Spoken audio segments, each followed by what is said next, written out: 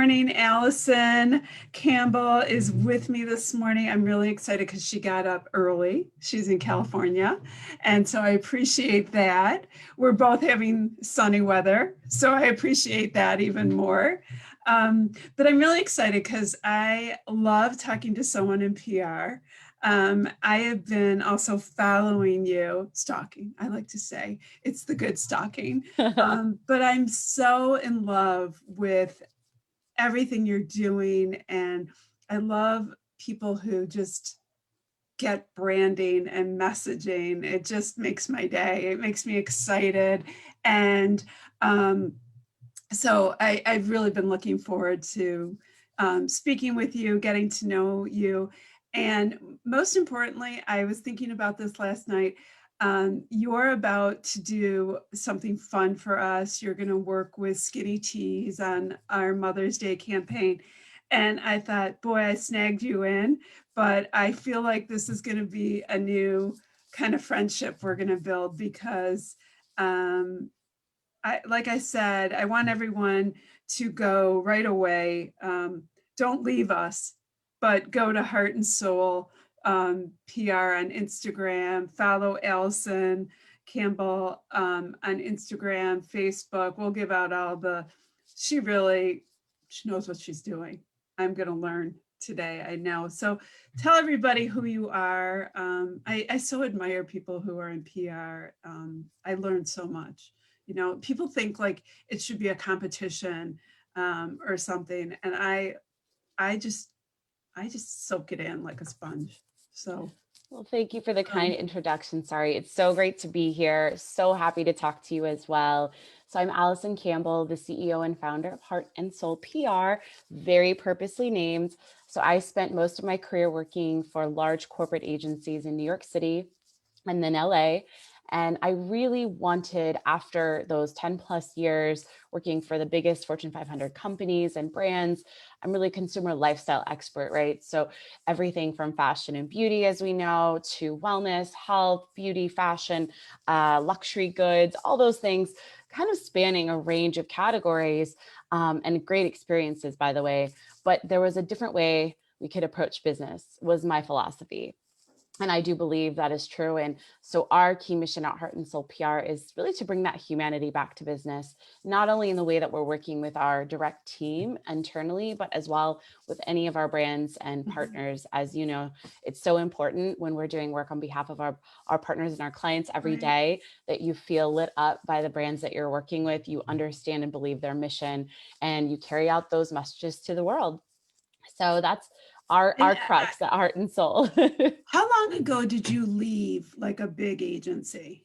It was about 6 months ago because I took on a full-time role at an ad agency. However, I founded Heart and Soul in 2015. So I've been working the business by myself until I got a small team for about 5 years. A role opened up at a large, or actually I should say more of a boutique ad agency, but representing large projects in Hollywood. So it was an opportunity because they had never had any PR to bring PR to them and build that department, which was super cool. I've always been an entrepreneur at heart. So for me, it was a great challenge and it was exciting. And you know, I still consider, you know, the clients and brands I've had a chance to work with, even, you know, in-house ad and agency, you know, as a great part of my experience. It's, you know, I never worked at a large PR firm. I never worked at a large agency. I have worked in collaboration with them, and it is a very different way of doing business. And not right or wrong, I will say, but in watching how you do business, it's very similar to how I do business. And I think serves our clients very well, especially in the environment we're in right now. And I think that it's one of the things the large agencies right now are having to work with and struggle with because they have to talk to the consumer, and they think they're used to that, but they're sort of having to re-educate themselves, you know, to who the consumer is and how to really feel and touch who the consumer is, because this pandemic has, changed how we buy, how we sell, how we look at things, how we feel and touch, So I think, the transition that you made is, in the long run, going to serve you well. But yet you are in a really tough, competitive market where you live. I think that could be true of anywhere. But tell me how you navigate that. Mm-hmm. It's an interesting thing, and I'm glad you asked. I mean, I'm from a small town in Ohio, so we're Mhm. Midwesterners. We were just talking about the Yeah, crazy weather before we hopped on yeah. here. I always was more of like that city girl. I had this energy about me that was different, in a good way, and that's why I first went to New York City. So I'll parallel both experiences because I think it's very similar to working in business. I really, gained so many skills working with so many big clients in New York City and Mhm. working at such a breakneck pace and in the largest DMA at that time, right? Right. And then to answer your question on LA, number two DMA. So navigating these bigger markets is definitely competitive, as you said, but I think it's about creating your own lane, as you were talking about. Sorry, like it's how can we support each other, Mhm. not only as women in business, but as people in business. And I think that's where that, charge comes from, is like when you can support others, when you can connect people, when you can give to your clients, when you can, build a reputation for yourself based on that heart-centered place, you're Yeah. going to go really far. And I think that is what was missing from corporate. Like you said, there's not good or bad. Well, I do actually think there are some, negatives Mhm. and of course positives to that environment. I think when you've had a chance, to see so many things in the world and have had a chance to work with so many types of people, because we're in a people business, right? In the Right. day to day, working not only with our clients but with media, that's a key part of what we For do. sure. Reputation is everything. So Mhm. that I feel has been a huge driver for me in business Mhm. in terms of navigating these bigger environments and markets, is really reputation and building a brand, that Yeah. people, right, they come to you and they know Right. the kind of person you are, how you work, the results that you're dedicated to. And I think that speaks for itself. I don't always think you have that voice in a large corporate setting, and that's where it became challenging for me towards the end, where I really found a voice. I really found a way to work with our brands. And it's a little scripted in a lot of ways, at some Mhm. of the big agencies. And again, not to, it's not good or bad, but it is right. Well, I think that here's the bad, and Mhm. and I'll say it, I'll get in trouble. But for me, the name of my company is my name, and people know this. And it came from that I grew up every Saturday going to work with my dad and my grandfather at a very young age, and playing in their and my dad was a bag manufacturer, and I used to jump on the bags and ride the old elevator shaft, and everybody knew my grandfather's name. And I grew, and I didn't know what an impact that had on me until you sort of grow up and you're like, okay, name your business. And I was like, okay, my name, and what it meant was that your name is all you have, to me, and it's your character. And when you work in a large agency or a large corporation, that is absolutely fantastic for somebody.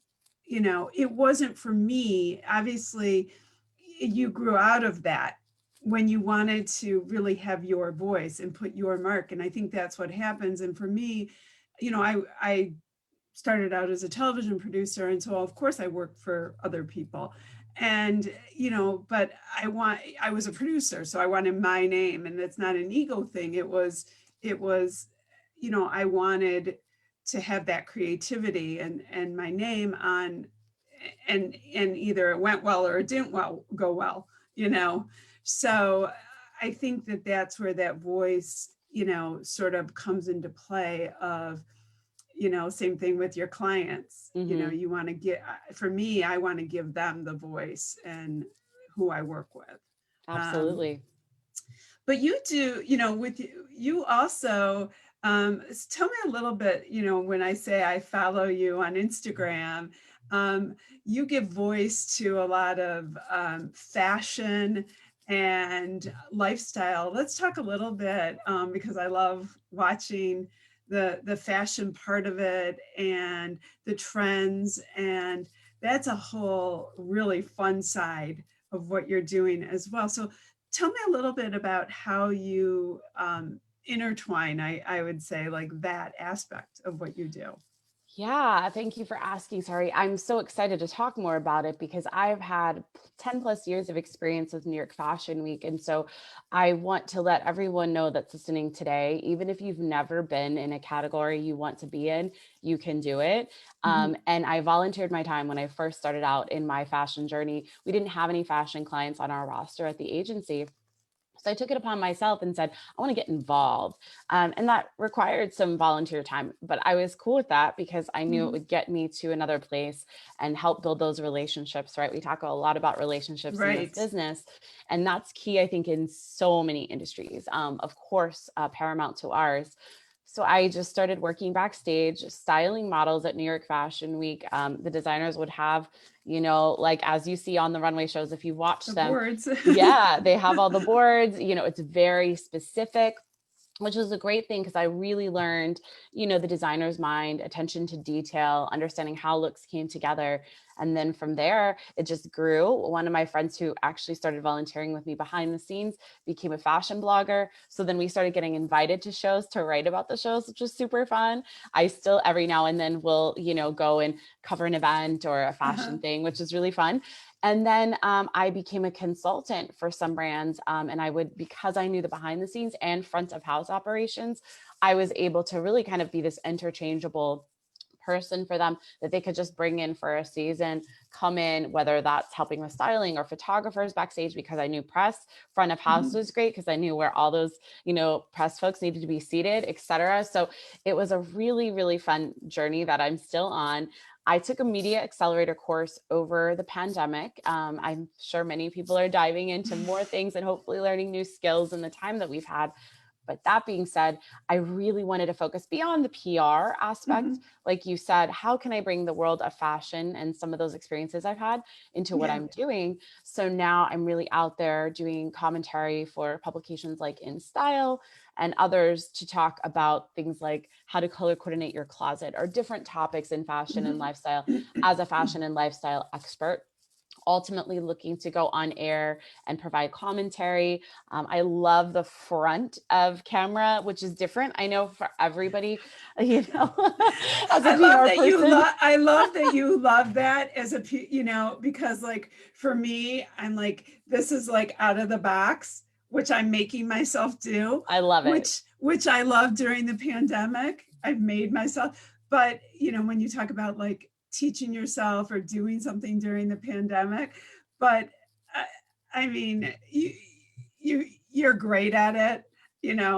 Me taking a selfie is like, I get like 20 phone calls from my friends going, what did you do today? You took a selfie. And I'm like, I know,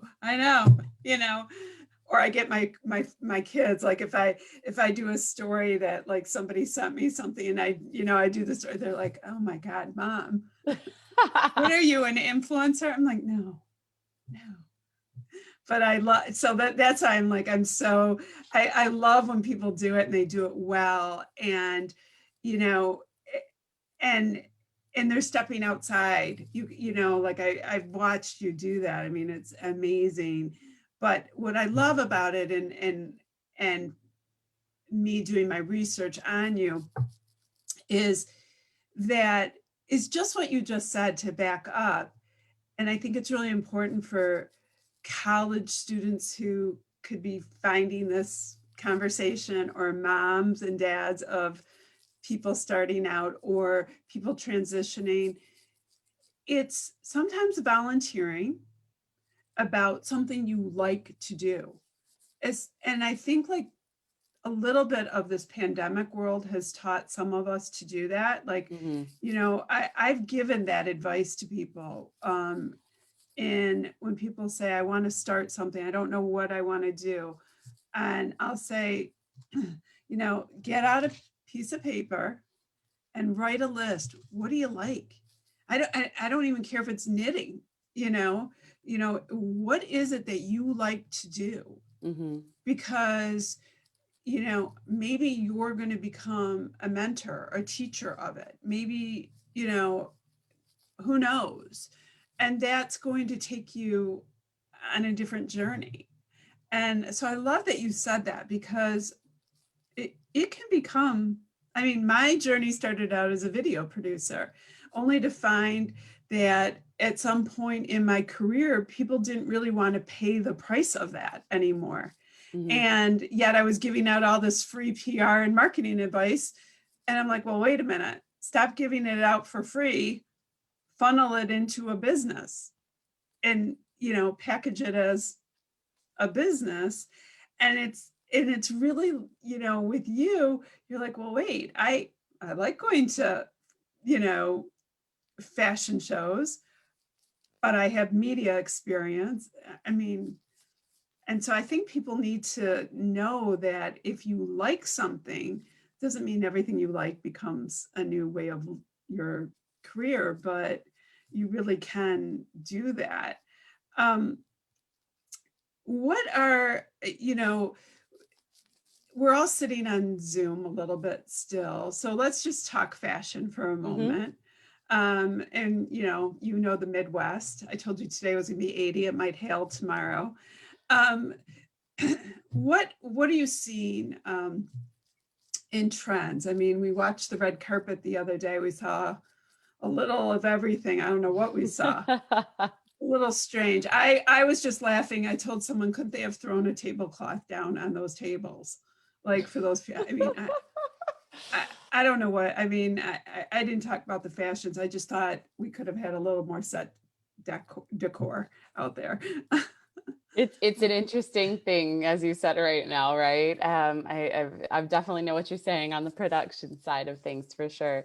It's funny, I can't watch like a big event like that without commenting as well. And my friends are like, "Wait, how do you notice that?" I'm like, "This is what we do Oh, in our business." my husband, he no longer, like nobody will watch a movie, I'm sure, with you, or nobody watches TV with me. I mean, my, I've, I've since lost my family. I'm watching anything like that. I'm like, oh my God, what's going on behind there? What's that Right? audience member? Why is that thing, I mean, I look behind here and I'm like, oh God, I know we're So terrible. funny. Well, it's all good. It all comes from a good place because Yeah. we know what it's like to produce big events and different things. And Right. so it's from But that that's why eye. I walked in the room and I'm like, throw a tablecloth down, make it look nicer. I'm like, a So little funny. flowers on the table. Come on, people, you've got a production budget. It isn't, the economy is bad. Give some florists out there some work. The dresses on the red carpet are always, most of the time pretty, they're gorgeous. They're from some of the biggest designers like John Battista Right. Valli and Oscar de la Renta and all of these amazing folks. So I want to talk a little bit more, like you said, how to address just sort of the everyday. So the Mhm. trends we're seeing right now, there is sort of right this Zoom fatigue happening. I think, we're all still knowing we need to use it and we're going to use it for a while. But I think there is a desire to stay comfortable yet chic. So that's a key trend, Yeah. right? So today I have this really fun, just like easy slouchy black sweater. You can't see my pants, but it's like a leather jogger, like super easy, but just enough to like kick up that style factor a little bit. Yeah. And I think that's what we're seeing in general as a key trend as we start to go out there in the world.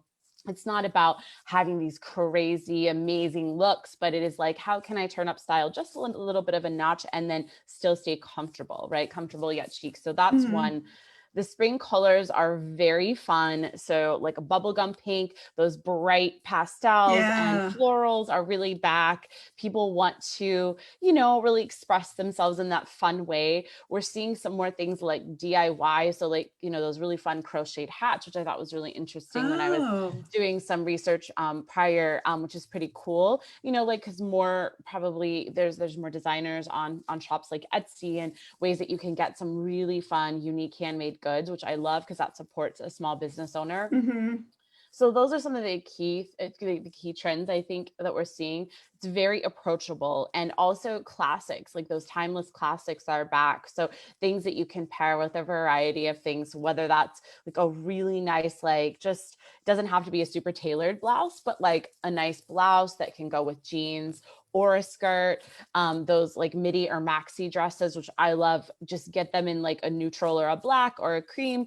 And you could put, like you said, like if it's a little cooler where you are, you can throw a cardi on there, or you can wear it without if you're in a warmer climate. So think Right. about versatile pieces that are timeless. And that's what I also want to say to everybody, no matter what the trend or the time is, pick clothes that fit your Classic. body. And by the way, be patient with yourself. Everybody's taken the pandemic in a different way. So if you put on a little weight, it's okay. It really is.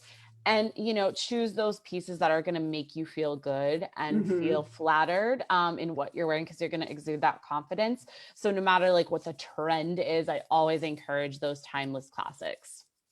Do you like the word trend? I always, as a publicist like you, I do a lot of retail um, segments, and whether it be jewelry or fashion, I find myself using that word, and I'm always cringing a little bit. Mm.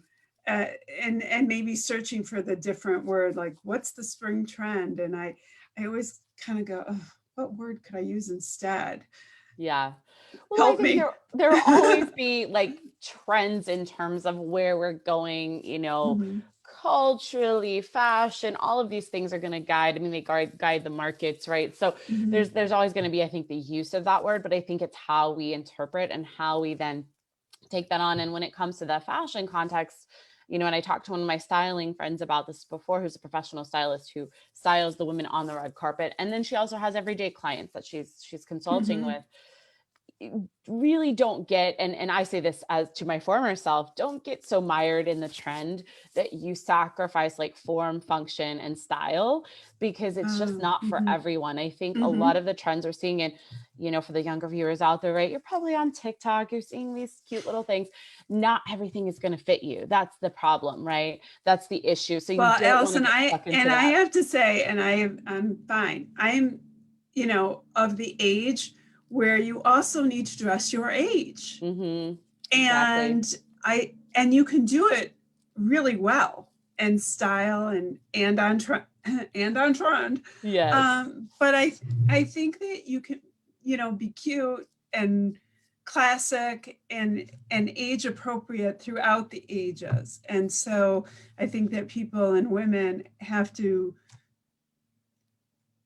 be careful of that too. And I say this, that I often say that because you have a great body doesn't mean you should wear that.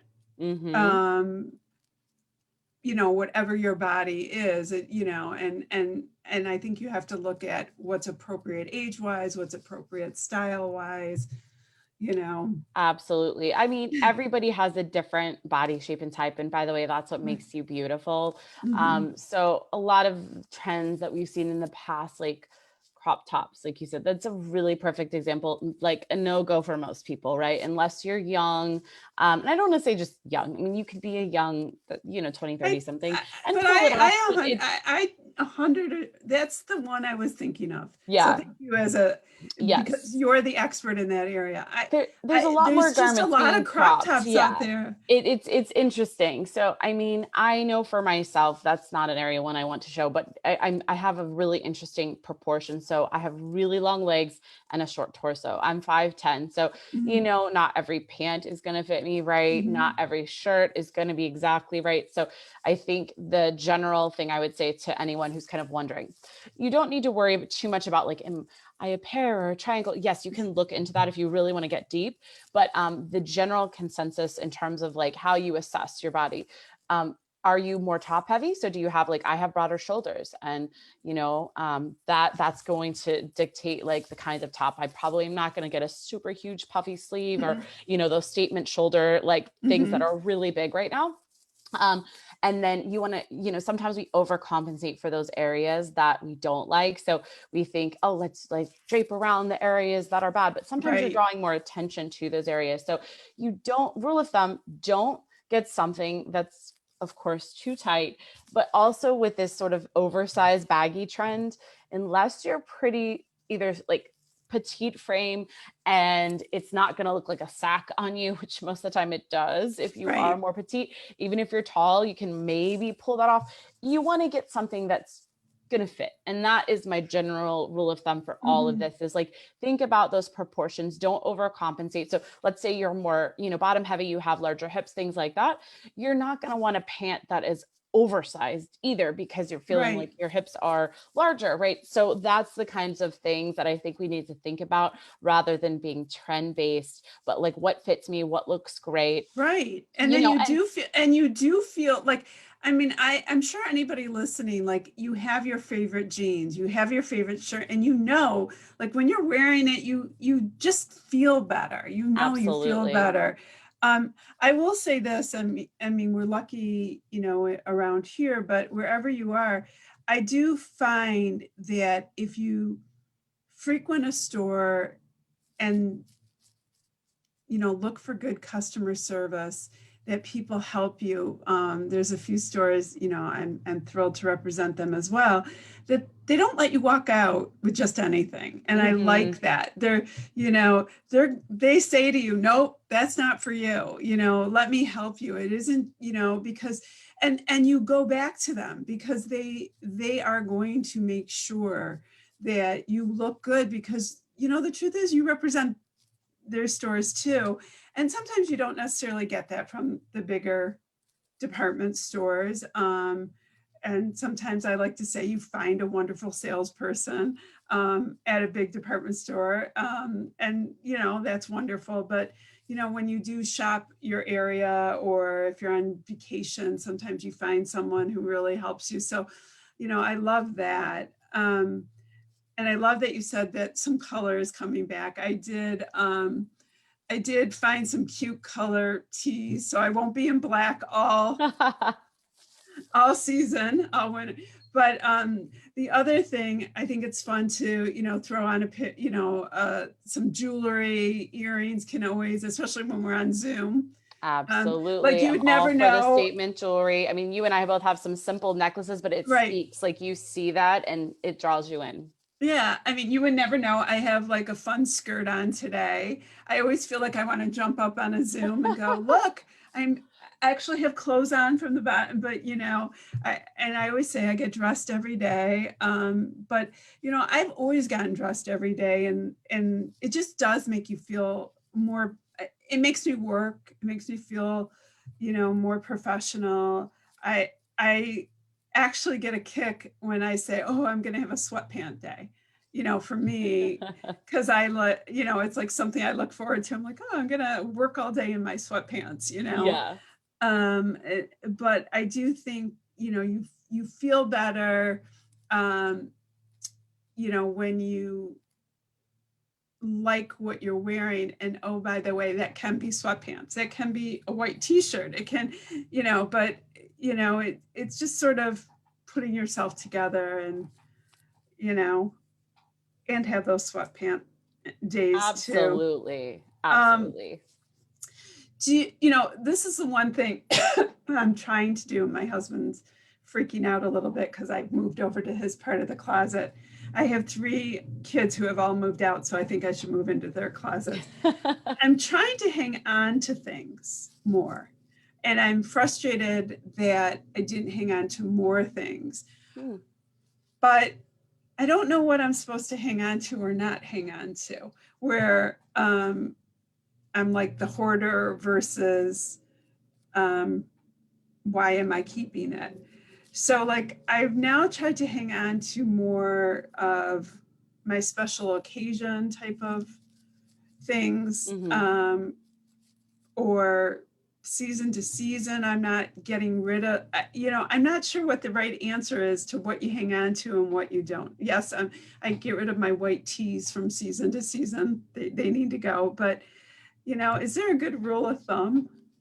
There is a good rule of thumb, and I'm so glad you're asking because, like you said, there is a sort of an emotional attachment sometimes we have to our garments, and that's probably why it may be more difficult to purge or get rid of some things that we're no longer wearing. But guess what? The beautiful thing with that is you're making room for new things, and I think that's the thing you want to think about as you're doing this exercise. So there's a few tips I have here. One is you want to inventory. That is key. And you want, with that inventory, I'll talk about that a little bit more.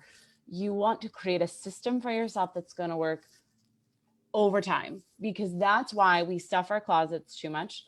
I'm a reformed closet person that had way too many things and I couldn't really access them. I didn't even know what I had at one point, right? Because you have Uh-huh. so many things we've accumulated over the years.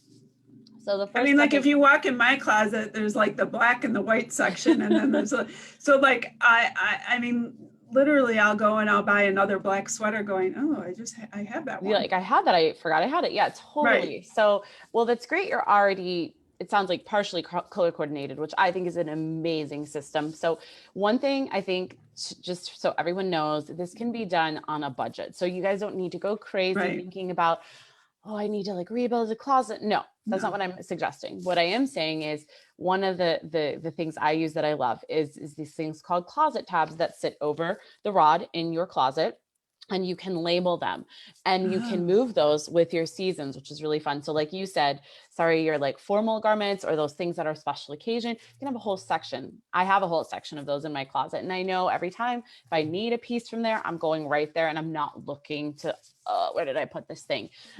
You could organize by the like type of garment, length of garment, however it works for you. So for mhm. me, I have it organized by season as well as type of garment. So if something's like a little bit more of a casual, tee or something like that, I have a casual section, then I have like the more formal section.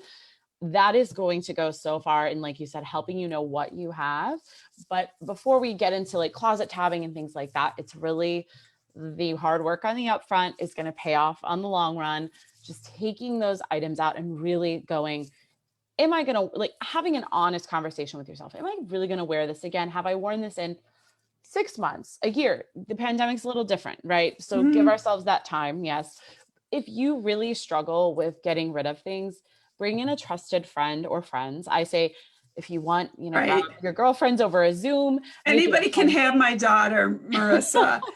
She's the best. And I know she's like going to get mad, like I brought her name up, but like seriously, my daughter will come in my closet and be like, when is the last time you wore this? Why do you have this? I'm like, okay, shame. Like, you're not supposed to That's so shame. And funny. she'll be like, you are not going to wear this. Okay. But yes, a trusted friend, She's family very member. good at giving to charity. Well, that's a good thing too, right? You want to also give your clothes a second life. So for anything you are purging, definitely make sure that has its second life, whether you decide to give that to charity, or you can even now sites like Poshmark and that secondhand clothing space, right? You Right, can sell your items and make money, which is great right. too. So there is a second life for those clothes. We always want to keep that in mind, to keep that sustainability. That's really important. So that 100%. being said, you've inventoried, maybe you've brought in a friend to help you, and now you're hopefully purging some things out of your closet you no longer need. Again, keeping in mind, oh, I'm going to be able to create something new or bring something new into my closet, which is super exciting. Okay, that's bad Yes. for me, Allison, by the way. I know. I'm a That is shopper as what well. that is what I do, and I never was a shopper, but I literally go, okay, donation, or you're right. My daughter was home, and we boxed up. I think I boxed up 3 boxes and shipped them to New York. And I'm such a nice mom that I said, here, if you sell it, you can have the money. And she's been selling my stuff. And, That's great. I donated a whole bunch of stuff. And then I had some nice things that I've been letting her sell. I will say the pandemic is hard because I am somebody like a lot of people who leave their house and work and go. And I am like, I know one of my clients would be laughing at this. I'm the biggest blazer person. So everything everything in my life is a leather jacket or blazer with like jeans or pants. And most of those didn't come out, to go anywhere this year. So I've been looking at them going, they didn't go anywhere. Do I still love it?